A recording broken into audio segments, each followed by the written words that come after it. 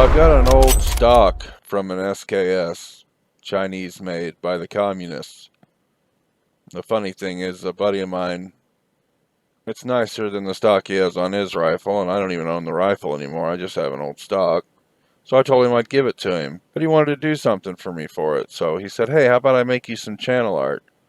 The irony of trading the stock off of a communist manufactured rifle for channel art for my anti-communist channel does not escape me. Yes, it was definitely a good trade for me, though, because it was an old stock that had been laying around for, I don't know, 8 years even, maybe.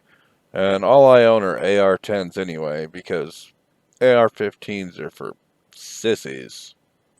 So I've been working on this song that I've been writing. I do have it all kind of fleshed out, and so I keep trying to record it, and I'm going to put it on the channel whenever I get it right, because I just keep screwing it up over and over again.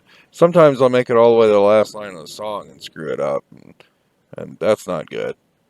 But I realize that I keep screwing it up tonight because I'm very frustrated because I had a horrible experience. So, you know, as everyone knows, I drive a truck for a living. Well, TravelCenters of America is like the largest, corporate crap hole truck stop in the entire universe.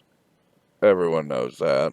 But I had picked up a screw in my tire so loud that right after I did it, I shut the truck off. It was right after I got loaded at a place, and I could hear it from inside the cab pouring air out.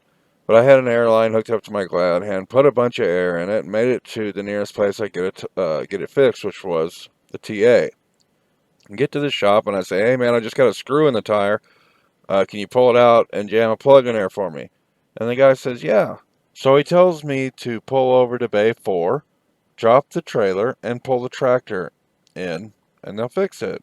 And I was like, really? I gotta drop the trailer for you to fix the tire? Because I know I could fix the tire if I had the equipment, and it'd be easier than dropping the trailer.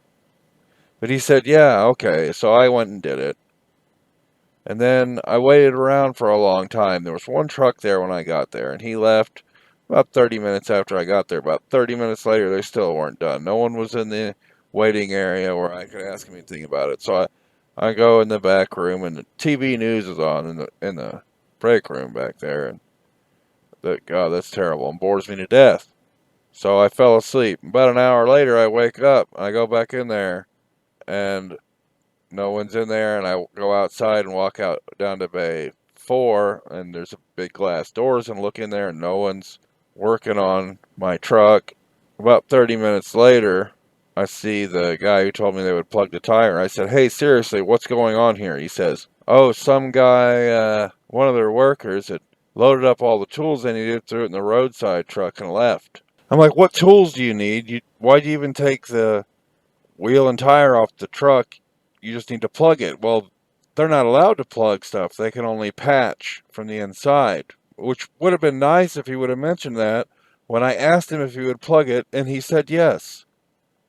So I gave him about another 30 minutes. At this point, I've been there 3 hours. I go over to the actual store. I get the corporate number to complain about them, and I buy a tire plug kit for way more than it's worth. It's like probably an $8 kit, but it's $22 at Petro. And I go back over there and I say, all right, guys, put my flat tire back on the truck. I'm done. I'll fix it myself. So they put the tire back on the wheel and put it back on there, and I back out of the bay and fix it in a minute or two. But now it's off the bead. So I say, hey guys, can you put the tire back on the bead for me? I mean, I can air it up with my airline, but it's not on the bead. Oh no, we can't do that. Well, it was on the bead when I got here, fellas. It still had air in it, and it was on the bead. I could have just pulled the screw out, plugged it, put air in it, and been done. But I thought it'd be cheap and quick to pull through here. But they wouldn't do it. So I went and bought a can of ether, put it back on the bead myself, fixed the tire myself. All in, I've got 12 minutes of work in this tire, and it's fixed. Everything's ready to go. But I've been here for 4 hours. So I'm out of time. All my time's gone. So I pull out and I go and park. And about 2 hours after sitting there, guy knocks on my door and asks me if I've gone and paid to park yet. I'm like, are you kidding me? I was like, I was in that shop for 4 or 5 hours and then fixed the thing myself in 3 minutes. And then there was nowhere else for me to go. I'm out of time. Oh, yeah, yeah. So I have to go pay $20 to park in this dump tonight. And so, yeah, TA got me real good. Wasted all my time, got me for parking, got me on an overpriced tire kit. But capitalism always wins.